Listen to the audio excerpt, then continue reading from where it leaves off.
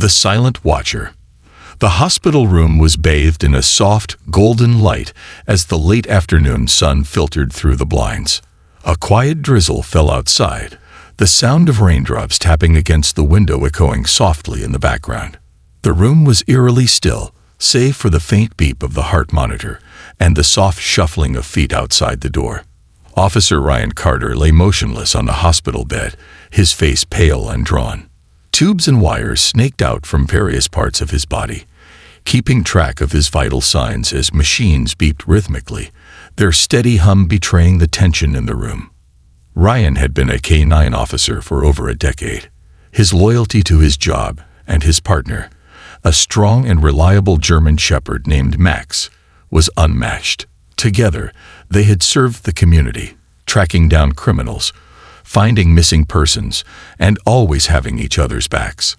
Max was Ryan's partner in every sense, a faithful companion through thick and thin. But now, after a tragic accident in the line of duty, Ryan was fighting for his life. His body was broken, his spirit frail, and Max, loyal as ever, was at his side, waiting, watching. The hospital had made an exception, allowing Max to visit his handler. The bond between a police officer and his K-9 partner was well understood, and it was clear that Max needed to be near Ryan. The nurses had whispered among themselves, marveling at the bond between the two. It wasn't just a partnership, it was family. Max sat by the door now, his ears perked, his sharp eyes focused solely on the still figure in the bed. He didn't move. His presence was palpable, a silent sentinel in the room, as though he too understood the gravity of the situation. Emily, Ryan's wife, sat by the bed, holding Ryan's hand in both of hers. Her face was weary, but there was a tenderness in her touch, a deep love that hadn't waned even in the face of this cruel twist of fate. Ryan's younger brother, Jake, stood at the foot of the bed, his arms crossed over his chest. His expression was hard to read, a mix of concern, frustration, and deep sorrow. The doctors had given them little hope. Ryan's injuries were severe, his body was shutting down, and the prognosis had been grim from the start. Yet Emily refused to leave his side, whispering words of love and encouragement to him, even though he lay unconscious. Max whined softly, a noise that could barely be heard over the machines, and then took a hesitant step forward. Emily noticed immediately and turned toward the dog. Her lips trembled as she gave Max a weak smile. "Come on, boy," she whispered softly, motioning him toward Ryan's bedside. "Say goodbye." The room fell into an intense silence as Max padded forward, his claws clicking softly against the sterile hospital floor. Every step he took seemed measured, each one filled with a quiet reverence. Max had always been the embodiment of strength and loyalty, but now, as he approached his handler, he seemed fragile, as if he knew that this might be the last time he could be by Ryan's side. Max reached Ryan's bedside, and for a long moment, he did nothing. He simply stood there, his gaze soft, his head lowered slightly, as if sensing the sadness that hung in the air. Max gently placed his head on Ryan's chest, his eyes closing in quiet reverence. For a moment, nothing happened. Then, as if on cue, a soft sigh escaped Ryan's lips, so faint that Emily almost thought it was her imagination. It was as if Ryan could feel the presence of his partner, even in his unconscious state. Emily's heart leaped in her chest. For just a split second, she allowed herself to believe that maybe, just maybe, Ryan could hear Max's presence, could feel his partner's loyal touch. But then, something changed. Max suddenly stiffened, his body tensing in an instant. His ears shot up, his nose twitching as he scanned the room, his sharp eyes darting from one corner to another. A low growl began to rumble from deep within his chest, a deep, primal sound that seemed to echo in the stillness of the room. Max's gaze locked onto someone standing near the monitors. Dr. Whitman, the older doctor who had been overseeing Ryan's care. Everyone in the room froze. Max had never growled at anyone in the hospital before, certainly not a doctor. He had been trained for years to detect danger, to sense what no one else could. It was a skill he'd developed during countless high-pressure situations. Max was always calm under pressure. Nothing had ever shaken him before. But now, something was different. "Easy, boy," the doctor murmured, taking a step back, clearly unsettled by Max's behavior. But Max didn't relax. The growl deepened, vibrating through his entire body, and his stance remained rigid. His sharp instincts were screaming at him that something was wrong. His muscles coiled, ready to spring into action, and his eyes never left Dr. Whitman's face. He was waiting for something. Emily frowned, her gaze shifting between the doctor and Max. "Why is he growling at you?" Emily's voice trembled with confusion and concern. She had never seen Max act like this, not even in the most chaotic of situations. The doctor, sensing the tension, forced a smile and stepped back slightly. "It's probably just stress," he said, his voice lacking the certainty that usually accompanied his calm demeanor. "Dogs react to hospitals in different ways.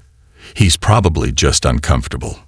But Max's growl only grew louder, and his gaze never wavered from the doctor. Emily's stomach tightened. Max had been Ryan's partner for years, and she knew him better than anyone.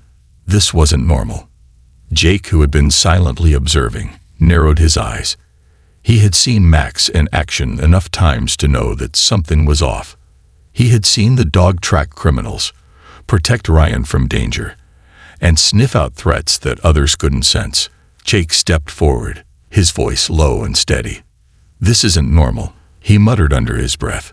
"Max doesn't react like this unless there's a reason." Max's growl deepened, his body now a taut spring ready to snap. His eyes never left Dr. Whitman, and his stance remained firm. The tension in the room was palpable, thick, and suffocating. Without warning, Max let out a sharp, commanding bark that reverberated through the sterile walls of the hospital room.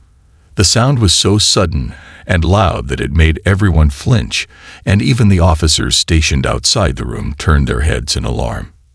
Emily, trying to calm the situation, glanced at the doctor, attempting to brush it off. "It's okay," she said, though her voice shook. "Max is just uneasy."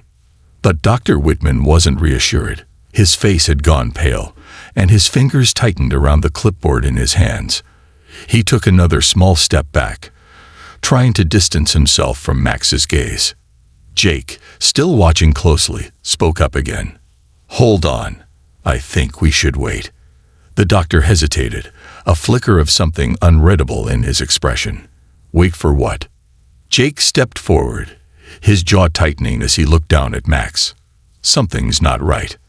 The room fell silent once again, the air thick with anticipation. Max's growl continued to vibrate through the space, and Emily's heart raced as she glanced between the doctor and the dog. Something was off, something that couldn't be ignored. The unseen danger. The hospital room felt like a pressure cooker, the weight of the tension hanging in the air, thick and unrelenting. Max's growl reverberated in the silence, cutting through the sterile environment like a warning siren. His sharp, golden eyes were fixed on Dr. Whitman, unwavering and intense. The doctor, once calm and confident, now looked uneasy, shifting uncomfortably on his feet. Every inch of the room seemed to pulse with the energy of Max's instincts. Something was wrong, and the dog could feel it. Emily stood frozen, her heart pounding in her chest. She had never seen Max react like this. The dog, her husband's constant companion and protector, had always been a picture of calm and loyalty. Yet now, in this quiet hospital room, he was a tempest waiting to strike. She glanced at Jake, her brother-in-law, who stood with his arms crossed, his expression hardening with every passing second. Jake had known Max for years, and there was no mistaking the seriousness in his tone when he spoke. "This isn't normal, Em," Jake said quietly, but the certainty in his voice was clear. "Max doesn't act like this for no reason. He knows something we don't."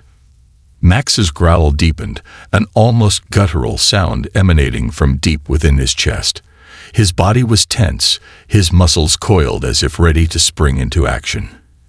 Emily's pulse quickened as she studied Max's eyes. which never once left Dr. Whitman. There was no doubt about it. Max was sensing something, and whatever it wasn't good.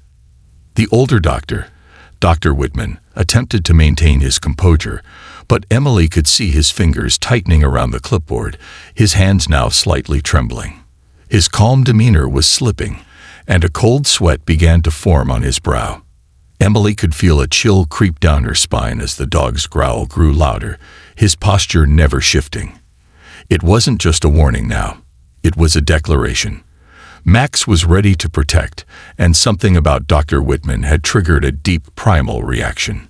"Easy, Max," Dr. Whitman muttered, trying to soothe the dog with a nervous smile that didn't quite reach his eyes. But Max wasn't having it. He took a step forward, his sharp teeth showing just enough to make the message clear. "Back off." Emily could feel the knot in her stomach tighten. What was happening? Why was Max, the dog who had spent years in the field, so convinced that something was wrong with the doctor? There was no logical reason for him to act like this. This wasn't just the stress of a hospital environment. Max wasn't growling at an unfamiliar place or sound. He was growling at Dr. Whitman specifically. Jake, his gaze never leaving Max, spoke again. "Max doesn't just growl. He reacts when there's real danger. I've seen it myself. He knows when something's off." Max barked again, louder this time, his voice carrying authority and power through the room.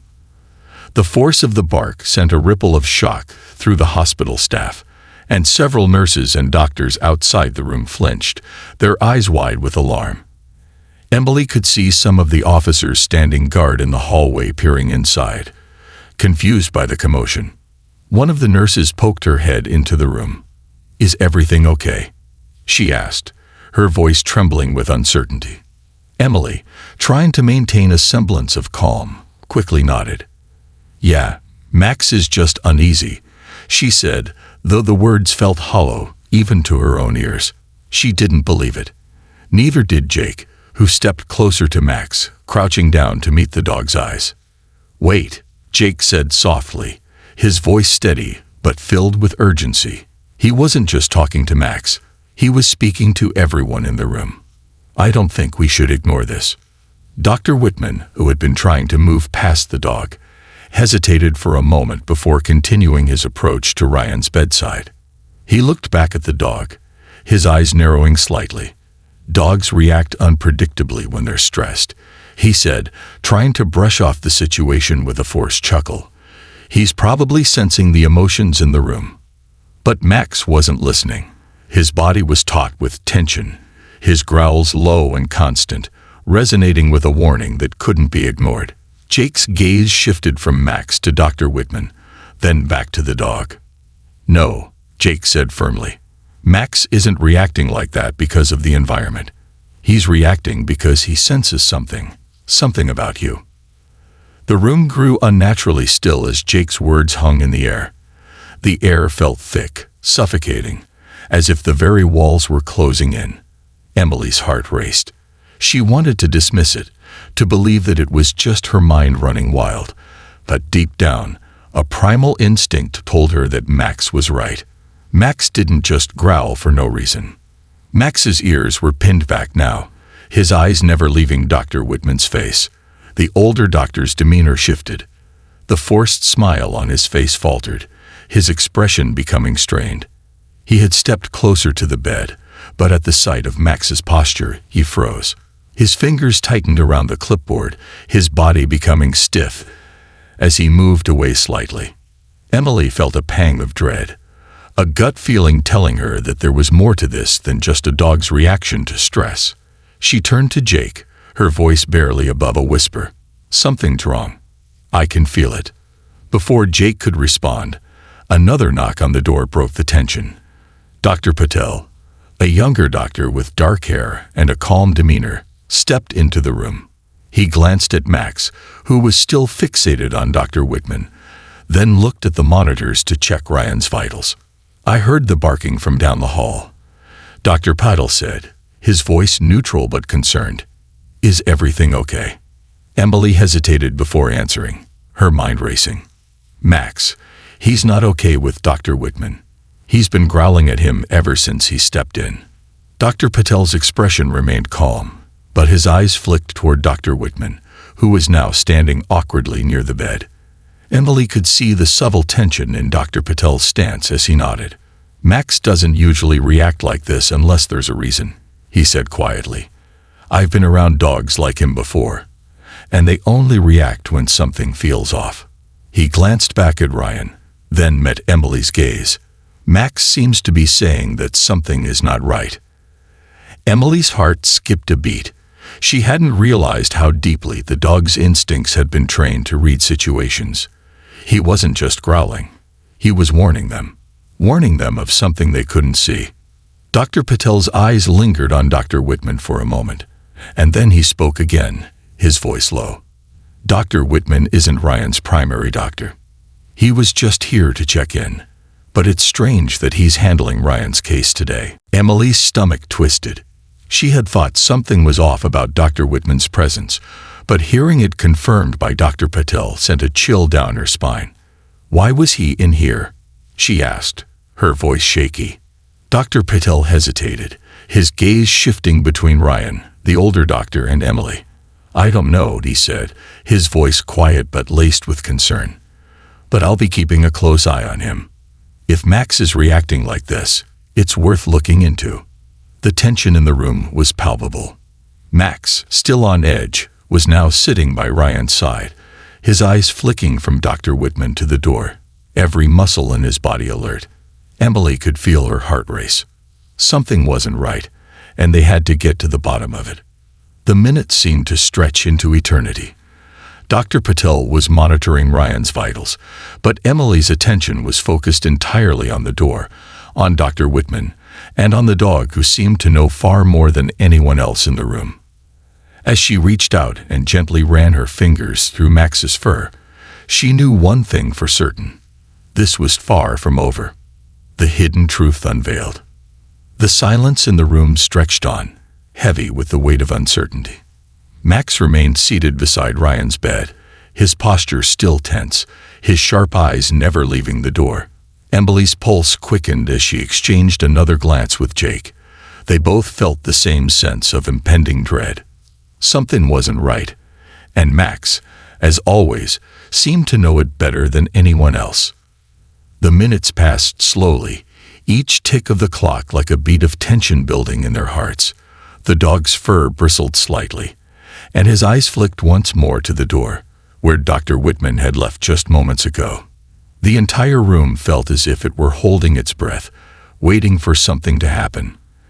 Emily couldn't shake the feeling that this wasn't just a simple misunderstanding or a reaction to the sterile environment of the hospital. Max was reacting to something, or someone, specifically. Finally, after what felt like hours, the door to the room creaked open again, but this time it wasn't Dr. Whitman. Dr. Patel stepped into the room, his expression carefully neutral, yet there was something in his eyes, something behind the calm that spoke volumes. He glanced over at Max, who was still sitting rigid, his eyes trained on the door. "Everything all right?" Dr. Patel asked, his voice soft but purposeful. Emily looked at him, wondering how much he really knew, how much he was willing to say. Emily's voice trembled as she answered, "Max doesn't trust Dr. Whitman. He's been growling at him ever since he came in. It doesn't feel right." Dr. Patel nodded slowly, his gaze flicking toward the door. "I've seen Max in action," he said quietly. "If he's reacting like this, it's not just stress. There's something here that doesn't sit well." Jake, still watching Max intently, crossed his arms. "We're not the only ones who noticed it. Why is Dr. Whitman still here? He's not Ryan's primary doctor." Dr. Patel paused for a moment, his eyes searching the room as if considering whether or not to speak further. Finally, he spoke, his voice lowered even more. "Dr. Whitman wasn't supposed to be involved with Ryan's case today. He's only been stepping in because there's been some internal confusion." He cleared his throat before continuing. "But I can assure you, his presence here raises questions." Emily's heart clenched. "Questions?" she whispered, though she was certain of one thing. Max had sensed something, and so had they. Before Dr. Patel could say more, the door opened again. But this time, it was Ryan's younger brother, Jake, who stepped into the room. He was clearly rattled, his eyes wide, his steps quick. "Emily," he started, his voice urgent. "I overheard something in the hallway. There's been talk about Dr. Whitman." Emily felt a chill run through her. "Talk," she repeated, a sense of dread tightening around her chest. Jake's eyes darted toward Dr. Patel before he continued. "I overheard some of the nurses. They mentioned that Dr. Whitman had been acting strangely, coming into rooms he wasn't assigned to, staying later than usual." He exhaled sharply. "One of the nurses said she saw him in the hallway earlier, talking to someone else, someone in a dark suit. The whole situation doesn't add up." Emily's breath hitched. She turned to Dr. Patel, her voice tight. "Is it possible that Dr. Whitman wasn't just checking on Ryan? Could he have been involved in something else?" Dr. Patel hesitated, clearly conflicted. Finally, he spoke in a low voice, almost a whisper. "I don't want to cause panic, but there's been talk in the hospital. Some of us believe that Dr. Whitman might be involved in something outside his role here, something we need to investigate." Emily felt a wave of disbelief wash over her. Max had sensed something that no one else had been able to see. Her hands trembled as she looked down at the dog, who still sat by Ryan's side, his eyes now fixed on the door, with an intensity that sent a chill through her. Max had warned them, but what exactly had he known? Was there something happening under the surface of the hospital that no one was aware of? Before she could speak, a figure appeared in the doorway. This time, it was a hospital security guard, his face grim. "Ma'am," he began, his voice steady but urgent. "There's been a situation with Dr. Whitman. We need you to come with us." Emily's heart dropped. What happened? The security guard's face hardened. "He's been taken into custody for questioning. It seems there's more to his visit here than anyone realized." The world seemed to stop for a moment. Max, whose growl had subsided slightly, now stood, his head raised, ears perked. He was watching Emily closely, as if awaiting her next move. She took a deep breath, trying to steady herself. The guard continued. "We've uncovered some irregularities in Dr. Whitman's actions, and there are reports of him making unauthorized visits to patients who have been under his care, but weren't assigned to him." Emily exchanged a look with Jake, her stomach twisting. "And Ryan?" she asked, her voice barely above a whisper. "What does this mean for Ryan?" The guard paused, his gaze flicking to Ryan's still form. "We're not sure yet, but we're investigating. I'll let you know as soon as we have any updates." Without another word, he turned and motioned for them to follow. Max, his posture now relaxed but alert, followed them closely, his loyalty as strong as ever. As they walked down the hallway, Emily couldn't help but feel that something deep within her had been answered. Max had known. He had sensed the danger, an instinct that, in the end, had saved them all. The investigation into Dr. Whitman would reveal a shocking truth. The doctor had been involved in a scheme that involved the misuse of medical resources, and worse, he had been slipping unauthorized medication into patients' treatments. Max had unknowingly stopped him just in time. In the days that followed, Ryan's condition remained stable. Slowly but surely, he began to show signs of recovery. The doctors were able to identify the complications and adjust his treatment. Emily couldn't help but feel a deep sense of gratitude for Max, the dog who had saved her husband's life. Once again, when Ryan finally woke, he found Max resting at his side, his head resting gently on the bed, as though watching over him. Emily smiled, her heart full of love and gratitude.